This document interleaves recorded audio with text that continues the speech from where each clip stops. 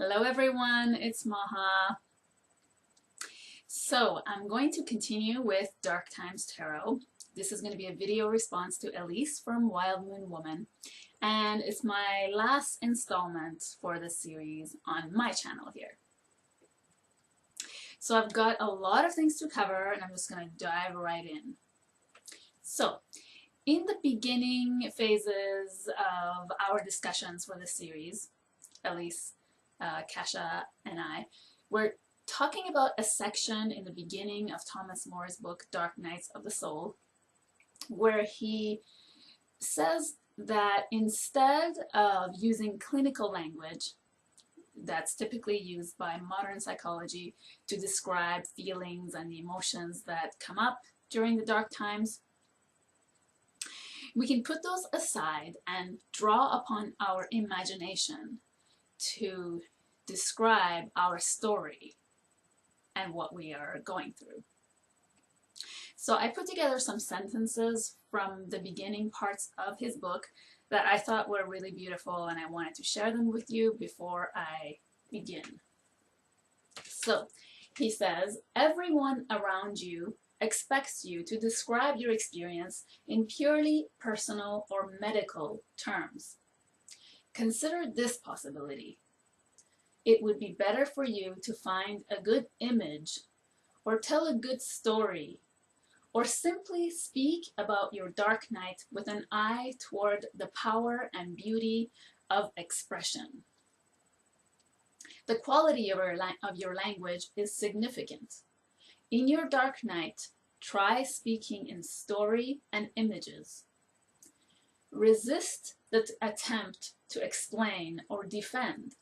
Use metaphors and symbols. Look for your own images that very specifically describe what is going on.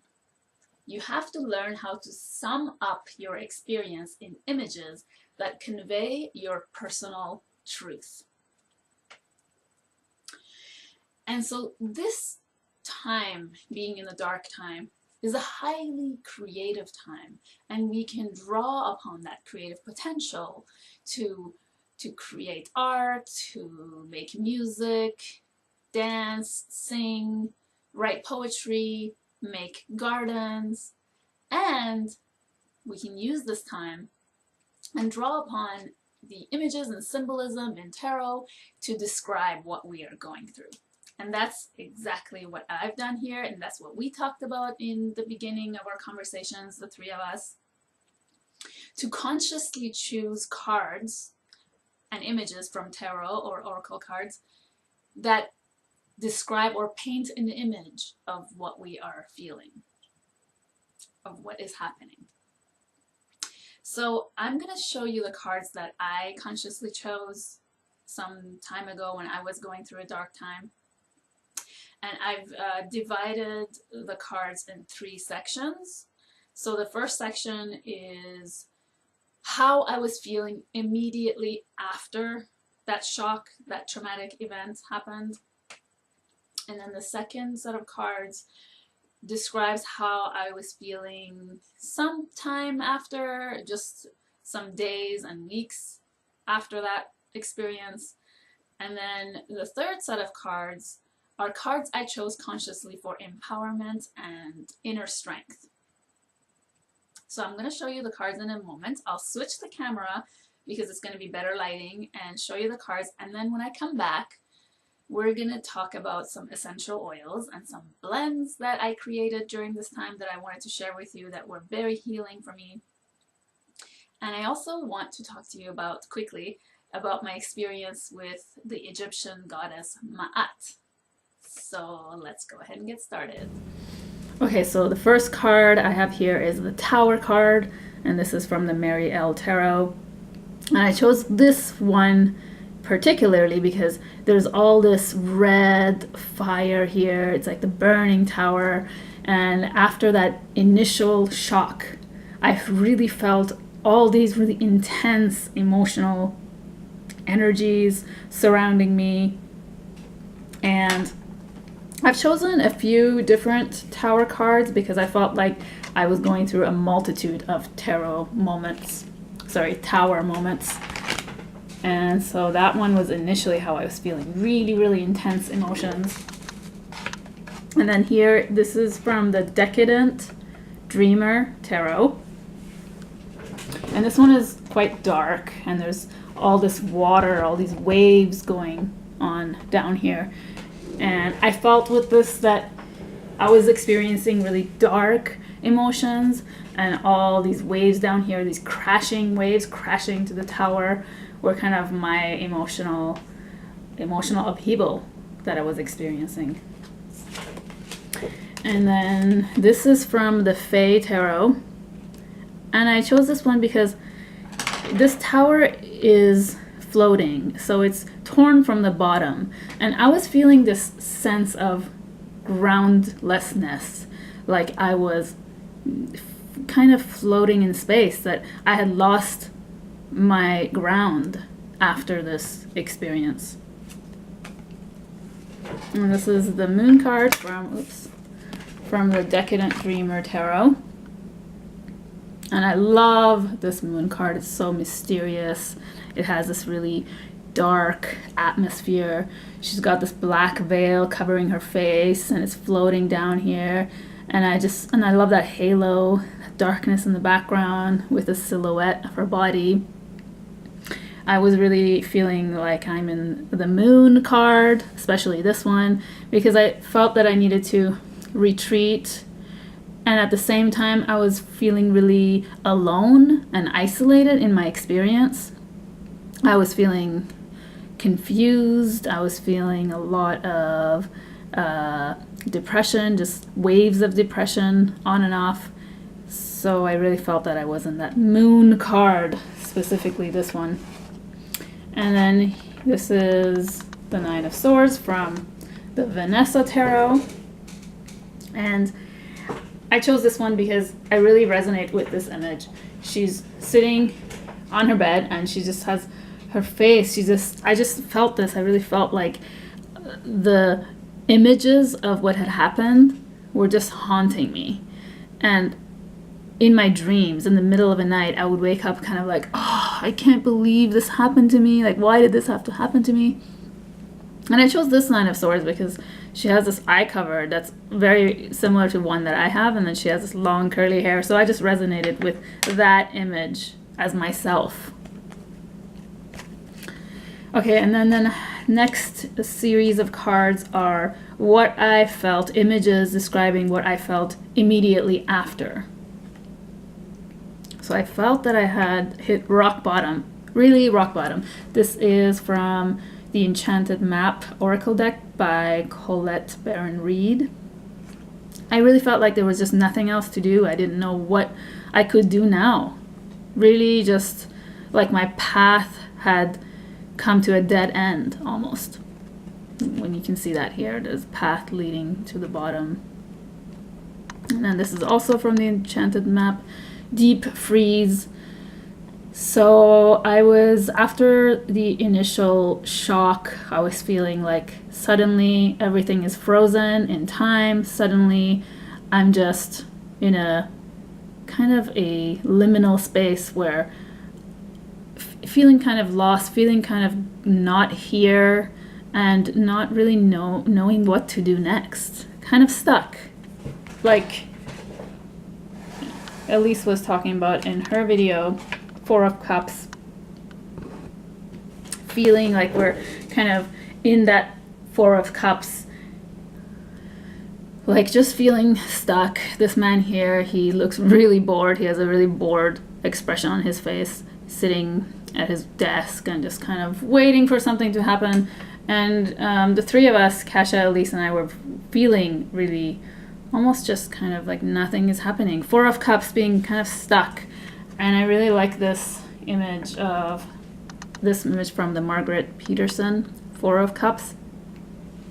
I see this as a wooden frame, and then water kind of being stagnant inside, like emotional feelings of emotional stagnancy, just kind of stuck feeling. And then this is the Five of Cups from Marielle Tarot again. And I love this one. I really like the image of the unicorn. And here I feel like I'm the unicorn and I'm sitting on this well that's overflowing and there's a waterfall in the background, but I don't see the waterfall. I don't see the beauty around me. I'm just focusing on what I have lost, because I really felt a sense of loss when I was here in this moment. Eight of Swords from the Marielle Tarot, and also feeling like stuck in my own mind. So I love this image because there is this barrier, this gate, and it's as if I'm standing inside the gate, but the gate is not locked. I can just push it open. And then outside is this beautiful view, this enchanted beauty, all these water, mountains, open clear air, open clear sky, and all this path, this road that's open. So instead of going out, I'm stuck inside. But then there's the lily over here, the lily plant, that makes me think of wisdom. Lily is often associated with wisdom, and here I feel like even though I am stuck in my mind, it's not that I don't have a choice, and it's not that I'm not growing. It's just that for the moment I'm here, and when I'm aware, then I can take action and get out of this space if I choose to. And then Eight of Swords. Again, this is from the Fairy Lights Tarot, and there's that unicorn or horse here again. Horse is one of my power animals, and she's stabbed with 8 swords, so it's like she's hurting, but then everything is frozen. The water is frozen, it's still. So it's still that feeling of being stuck, not being in the flow, not noticing the flow, feeling hurt, and then kind of staying stuck in that hurt state. That's what I was feeling. And this is a very scary devil card. It's quite dark. This is from the Decadent Dreamer Tarot again, and I see this image of Saturn as the old man, as the shadow aspect of the self here. And of course, while I was in this state, I really was facing my own shadow self. A lot of things were coming up and I had to deal with them, you know, and they just kept resurfacing. So I really faced my own shadow. And now I'm going to the third series of cards, and these are cards for strength and inspiration. And I chose the Strength card from the Marielle Tarot. This is one of my favorite strength cards. I love it because this image just seems so balanced to me, and the fact that she has her hands cupped together with this mala or prayer bead, looking like it's made out of pearl, and then the pearl ring just reminds me of faith and wisdom. Pearl represents wisdom, and then here that the face of the lion is just so sure of what's happening. Like there's no doubt, there's no fear. It's fearless and it's very grounded. This image just makes me feel like I can do this. I have the courage to do this. I can have the courage to do this. And then this is the Strength card from a tarot of fairy. I can't remember the exact title. I think it's called the Tarot of Fairy, and I have done a review of this deck. It's in my playlist if you want to look it up. I love this card, that unicorn just like splashing in the water. She's just so strong, fierce, decisive. She has the point of her horn is just pointing forward. She's running fearlessly in that river or the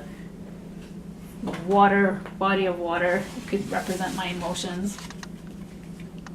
And then this is the High Priestess from the Cosmic Tarot, and I love this card because it just reminds me of that High Priestess energy going within, going within, wisdom, intuition, and her eyes are just so powerful. She's got this sort of Mona Lisa smile, doesn't she? It's kind of like, you know, she's confident, she's sure of herself. Because she trusts this water of feelings and emotions. She's really in tune with it. I love that High Priestess card. And then here is the Chariot card from the Dame Darcy tarot deck, and I love this one because she reminds me of Amphitrite, the goddess Amphitrite, Greek goddess, and she represents emotional strength, resilience, kind of riding the waves fearlessly. And this card is, to me, associated with Cancer, and the ruler of Cancer is the moon, so the High Priestess energy is definitely here for me in this card. And then I chose the Phoenix Judgment card from the Chrysalis Tarot. I love this Judgment card. It's so colorful, it's so hopeful, and it's looking towards the future, and it's reminding me of transformation, of becoming that colorful bird when I go through this transformation and coming out of it more rich inside. And then this is the Hangman from the Fairy Lights Tarot, and I just love this. This image, again, for me represents transformation. There's that fairy, and there's a cocoon. It looks like the fairy is coming out of the cocoon, and then there's these little bones left there. So it's like regeneration, time for transformation and regeneration, and in a time of letting go and really surrendering. Oops. The Hangman. This is beautiful. This is from the Tarot of the Hidden Realm. And I love this Hangman. It's just like really, really letting go, really surrendering to what is happening in the moment right now. Even though it's difficult, just really relaxing into it. And I meditated a lot during this time, so this was kind of the mood I wanted to give for this card that I chose. And then the Star card from the Tarot of Delphi. I just love this star image. It's one of my favorite star cards for representing the hope that there's still stars to look at. Night sky, there is still light within the night sky, and there's still hope. And this one is from the star card from the Chrysalis Tarot again. I just love the colors of it. I had a dream about this card, so I had to include it. And there's these horses again, and horses are very powerful animals for me. And next, I'm going to show some cards from the Le Tarot de Femme Érotique. So there's going to be some nudity. If you want, you can pause the video if you don't want to see that. I'll give you a minute to do that if you need. And so one of the cards here is the Star again, and I love this. It says healing after destruction, and I just love that message. This deck was so soothing and nourishing and nurturing to work with during this time. It gave me such beautiful messages, so affirming. I love these little messages on the bottom. So this is definitely that moment that comes after the Tower, that healing after destruction, as it says. The Hermit card, and this Hermit card I love because she's just, or he in this case, going in the night with the lights, and the lights look like just like orbs of light. It's just so beautiful, so peaceful, that going within. So the Hermit card for me was an important card at this time, because really just this is the time where it's necessary to go within and to gain wisdom from going within. I just love how he's like finding his way in that dark with these little orbs of light. And I love this one, Four of Swords, inward study. So again, that kind of hermit feeling, going within, studying, really just, I was reading a lot. I was going into myself and just reflecting and journaling and spending time alone. reflecting. Don't give up. So see, really, really affirming, really positive and inspirational messages. This is a Seven of Wands. So yes, like the Strength card, you can do it. You have courage. Wait for the moment, Seven of Pentacles. This is a great card. This was a great lesson. And usually lesson of patience is a big one when we go through dark times. Just waiting for the moment, not rushing anything, just allowing nature to unfold. Really hard to do, but very necessary. Again, another Saturn lesson. A pause in the struggle. And this is Nine of Wands. I love this card. I love the image. It's so peaceful, so relaxing. So, I don't know, not really relaxing, but just serene. I feel like there's that serenity that comes with this image. I love these images. Look at this, so beautiful. It's the harmony and balance in this image. The wheel, you are lucky. And I chose this card because I wanted to remember that I am lucky, that I have the privilege of being able to go within and be the hermit.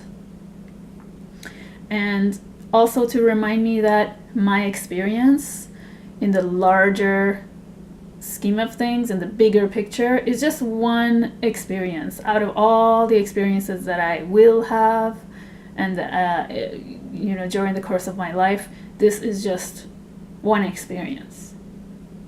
So that sort of Jupiter energy, this card is linked to Jupiter, of expansion, larger perspective, all of that. And then I also included the Five of Swords from the Silver Witchcraft Tarot. I love this card, and I really learned the lesson this time of boundaries, establishing boundaries, especially with certain family members. This was very important. So in this card, this image is very different from the usual Five of Swords that we see. There's two people here and they're holding a stick, drawing a line in the sand. So really learning to just draw that line. This is where I am and that's where you are. This is where I end and where you begin. You know, that the boundaries, really being clear with my boundaries, setting the line in the ground. That was one of my biggest lessons. So, and this card, I actually use this card a lot. I did this time, but throughout, like ever since I've had this deck, I pull this card quite often because the lesson of boundaries is really important for me to focus on. And then I love this Justice card. I think it's so beautiful, from the Hidden Realms, Tarot of the Hidden Realms. And I will talk about the Justice card more when I talk about the Egyptian goddess Maat. I will switch the camera now and we will continue talking about everything else. Okay, so we're back to talk about oils, one of my favorite topics to talk about, which I can talk about forever, but I have to make this video short, so we'll quickly get through some of the oils that I use that are really healing. And I'm going to talk about the oils that I just recently have been using a lot, especially since this incident that happened back in July. So I always make a big bottle of rose oil. So I like to use Rose Auto, and I generally have about a 125 ml carrier oil, usually jojoba. That is my preferable oil for blending for different reasons, but for one, it has a long shelf life, so I can keep it for a long time. And it doesn't have a scent, and it's just really nice on the skin. It absorbs really well into the skin. So I use Rose Auto, and this is one of the most calming, nurturing, soothing oils that I have, I think, in all of my collection. It's my go-to oil when it comes to calming the mind. It's really calming on the central nervous system, and for all the oil blends that I've been using recently, it has been working really well. So I have I usually make my oils in different bottles on their own, so that if I want to blend them, I could just use a little bit of each to blend them together. So I make a big bottle of oil, usually rose oil, and then I like to use that on its own, and I also like to blend it with myrrh. So I have a bottle of myrrh, a few drops, not too many, and this is a 30 ml bottle that I usually fill about half of it. So I have myrrh in here, and I have a bigger bottle of benzoin. Benzoin is one that I've been using a lot since this past incident. I talked about benzoin in another video. I think it was my wounded healer video. I talked about how it has this like vanilla scent, and it's really great for calming the nerves. It's really great for grief, and I just been really loving it. And it's one that I have, just one oil that I've recently discovered. Same with myrrh. I mean, I've always had myrrh, but I never was really exploring with it as much as recently. And my soul sister, who's watching this right now, she sent me a beautiful note once that had a description of myrrh, and that it said that it's the wounded healer's oil, or essential oil for the wounded healer. I'm going to talk about that in another video, but I love rose and myrrh and sandalwood. So one of the blends, I like to use all of these on their own, but I like to have a blend of sandalwood, myrrh, and rose. So the myrrh is just very subtle. Like, I don't put too much myrrh. I want it to be really subtle, so I just use it sort of as a base oil with sandalwood, Indian sandalwood, and rose. And rose, it's got a strong scent also, so depending on what you blend with, you're gonna kind of have to play around with it. So I love that oil also for meditation. It's a great oil for meditation. It's so calming and so soothing. And then I like to blend, I have amber oil, which I keep in a special bottle that I make from resin. And I just heat it up very gently over a long period of time so that it kind of blends into the oil, and it's not super powerful. And so I've been experimenting with, I love amber on its own, but blending amber with myrrh and benzoin. So that's another blend. Amber, benzoin, and myrrh. Amazing. And then I gotta tell you about this oil. This is my meditation oil, which is frankincense, rose otto, and sage. And this was a total accident that I discovered the scent. I've initially had frankincense and sage together, which is amazing. And then I just put a little bit of my rose oil, which I have in that bigger bottle, just to try it out, because I like to blend rose with most things. And oh my gosh, it was amazing. Like, I have to say, this is the first time I experienced transformation when it comes to the oils blending together and changing properties, because I had this blend, rose, frankincense, and sage, sitting on my shelf for some time, and every once in a while I would reach for it and then just put some on my temple, and like for meditation, just for relaxation, and around my eyes, and sort of, I usually do this infinity sign around the temple, back to the center, and then back around. I find that very relaxing. And I can smell it really gently. So what happened was that over time, this blend, frankincense, rose, and sage, started to change. And what happened after a few weeks was incredible. It was like smelling heaven. I'm not even kidding you. If heaven had a scent, it would smell like this for me. oh my gosh, even now just touching it, I can't even describe the scent. It's just, takes me somewhere else. It's like sweet, and then there's touches of sage, and frankincense is really good for breathing. It slows down the breathing. It's highly relaxing. This is why it's so good for meditation, and it's used a lot for meditation. So this is my meditation oil and relaxation oil, rose, sage, and frankincense. And rose and frankincense together are great. Frankincense and sage together is great, but just this trio, this combination of these three was amazing. And I always put some here too on my heart chakra.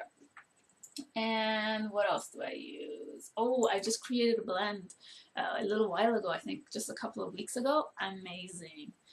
I was in my bed one night and I just thought, you know, I want to smell fennel. And I have fennel, but I don't usually use it quite a lot. I find the scent very too strong sometimes. But I really had to use it. I had this feeling, I'm like, I have to use fennel. So I grabbed my fennel and I blended it with rose, of course. And I created this blend, fennel, rose, Roman chamomile, which I'm sure you know is highly relaxing, and heliochrysum, or everlasting, which is also very healing, and myrrh. So those, the 5 oil: myrrh, Roman chamomile, heliochrysum, fennel, and what did I say? Heliochrysum, Roman chamomile, rose, fennel, and myrrh. Yeah, so amazing. And now that I'm on the fennel topic, I love fennel also with lemon, and I like to put that in my diffuser sometimes. I find the scent of lemon very relaxing for some reason. I love it. And I also like to use vetiver in my diffuser. I find that when I use it as an oil, I personally find it a little too strong. Some people love it. But I didn't love vetiver until I discovered its scent in my diffuser. Something just happens, like you really realize how complex the scent of vetiver is when you put it in the diffuser. If you've ever tried it, if you haven't, I highly suggest you do because it's amazing. It has like, you really realize all the layers it has. To me, it has like some lemony tones to it. It just becomes kind of, I don't know, it changes. Again, transformation, right? We're on that topic. And so, right, another thing I wanted to mention, another way I like to use my oils is for some certain crystals that are absorbent, or certain gemstones that have some sort of absorbency to them. I have this piece of amethyst here, which I don't know if you can see. It's a cluster. It's a crystal cluster, but it's sort of got this like earthy texture to the end, to the back of it. Oh my gosh, it smells so good. So what I do is I put a drop of essential oil on that. So with this I use sandalwood, and then when I'm meditating and it's on my forehead, it kind of warms up the back of it and I can smell it just ever so slightly, and I love that. That's another technique that I use. I put the oils on the more absorbent crystals. And then usually I just put the oil straight, or I will use my blends. And then that also works, I find, with kyanite, blue kyanite. But actually I didn't put oil on this one. I put this in a box of amber that I have that smells amazing. So whenever I put my crystals in that box, especially crystals like blue kyanite and lepidolite, they kind of absorb the scent of it for a long period of time. So I love that as another way I work with my crystals. Now, if you put oils on your crystals, you probably want to check to see if they are going to melt. There is alcohol base or chemicals that will act like alcohol or acids in essential oils. So you just want to make sure that the crystals are not going to get ruined.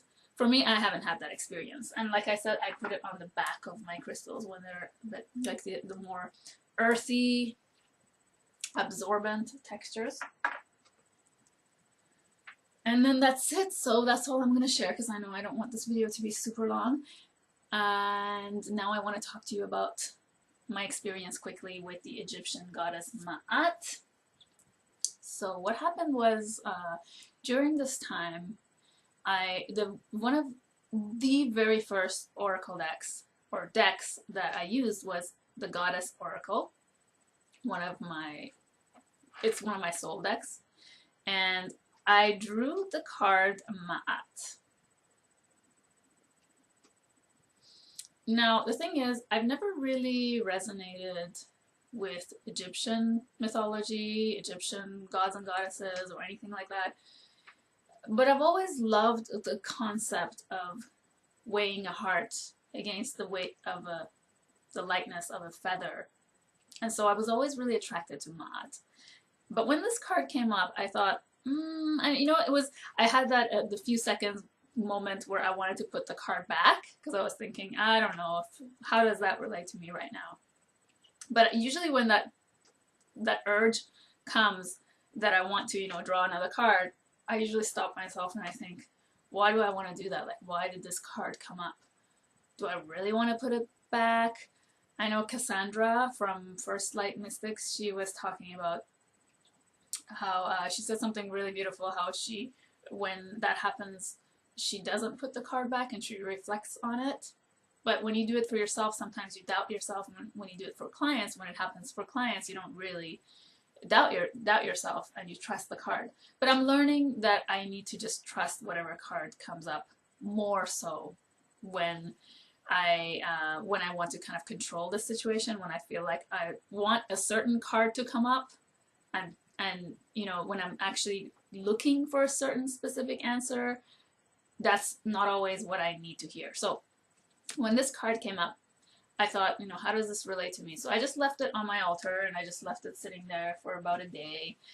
And the next day, so what happened was I had gone to a medical astrologer, which I want to talk about in another video because it's long and it's very interesting.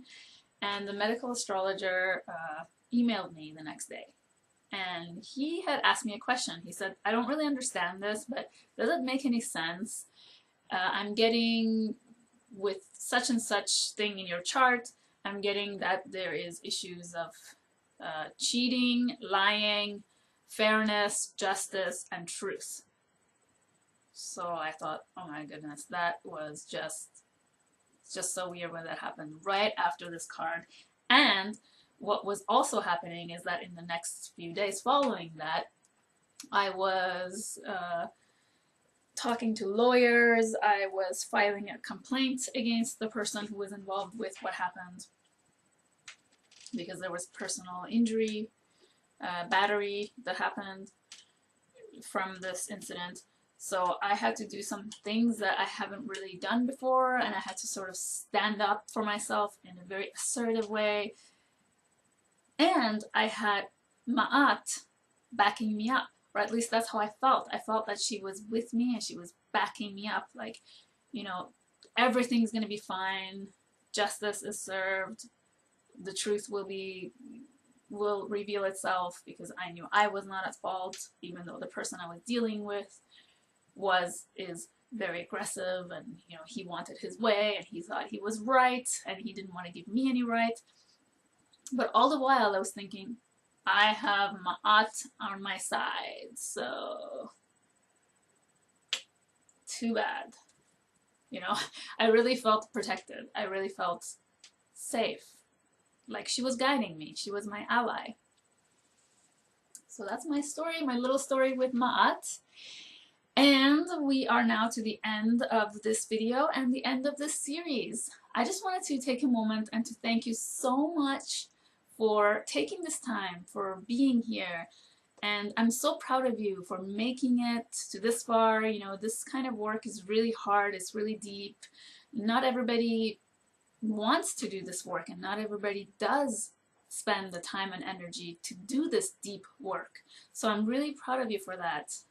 And I want you to be proud of yourself for that, even if you haven't done anything, even if all you did was watch these videos. You know, I'm really grateful for you being here. I have learned a lot by doing this series with Kasha and Elyse, who I'm also very grateful for. Thank you, Kasha and Elyse, for being here and for partaking in this series with me and with us. I've learned a lot and it's been really helpful for me, so I hope that it's been also helpful for you. And I also want to say that these tools and modalities, you know, crystals, essential oils, images, symbols, tarot, dreams, synchronicity, all of these things, working with gods and goddesses, these are really great allies. But the greatest ally is your courage. The courage to be honest with yourself and to face the inevitable pain that comes with transformation, the process of transformation and deepening the soul. And it's a process. It's a step-by-step process. Things just don't happen overnight. You know, sometimes it takes a lot longer. Sometimes it doesn't, but sometimes it does. And pain is inevitable. You know, when we go to the gym even to work out our muscles need to break down and tear apart before they can rebuild and get stronger. So pain is part of the process. Even though we don't like it and we don't want to welcome it, it's there. When we accept it, it is easier for us to have more compassion with ourselves and be gentle with ourselves. So that's all I have to say for now. I'm sending you, as always, lots of love and many blessings. Take care of yourself, and I'll see you in the next video. Bye, guys.